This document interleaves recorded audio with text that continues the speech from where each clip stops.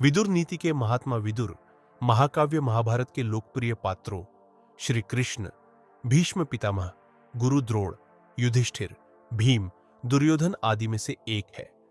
विदुर जी कौरवों और पांडवों के काकाश्री के साथ कुरुवंश के प्रधानमंत्री भी थे। धर्म के अवतार विदुर महर्षि व्यास के पुत्र थे। विदुर जी विद्वान और दूरदर्शी व्यक्ति थे। विकट से विकट परिस्थितियों में भी महात्मा विदुर ने सत्य का मार्ग नहीं छोड़ा था।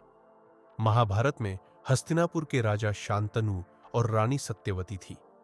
राजा शांतनु और रानी सत्यवती के चित्रांगद और विचित्रवीर्य नाम के दो पुत्र थे।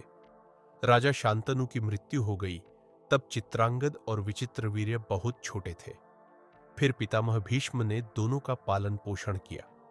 बड्ढे हो जाने के बाद चित्रांगद को हस्तिनापुर का राजा घोषित कर दिया गया।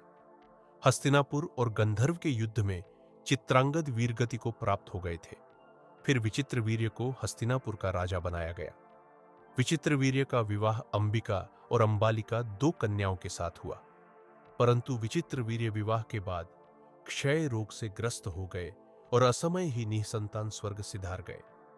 इस प्रकार दोनों पुत्रों के मृत्यु होने से रानी सत्यवती ने वंश को आगे बढ़ाने के लिए अंबिका और अंबालिका से भीष्म को विवाह करने का प्रस्ताव रखा, परंतु भीष्म ने प्रतिज्ञा से बंधे होने के कारण विवाह करने से इनकार कर दिया। रानी सत्यवती ने वंश को बढ़ाने के लिए महर्षि व्यास जी से मदद मांगी। फिर महर्षि वेदव्यास की आज्ञा से अंबिका महर्षि व्यास के कक्ष में गई तो वह उनकी कुरूपता देखकर इतना डर गई कि अंबिका ने आंखें बंद कर ली। फलस्वरूप धृतराष्ट्र का जन्म हुआ। फिर अंबालिका व्यास जी के कृष्ण रूप को देखकर भय से पीली पड़ गई। फलस्वरूप उनके द्वारा उत्पन्न हुए पुत्र पांडु का रंग पीला हुआ।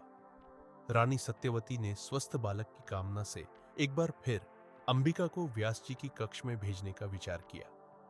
अंबिका ने अपनी जगह पर अपनी दासी को भेज दिया। इस दासी ने ही महर्षि व्यास जी के द्वारा महात्मा विदुर को जन्म दिया।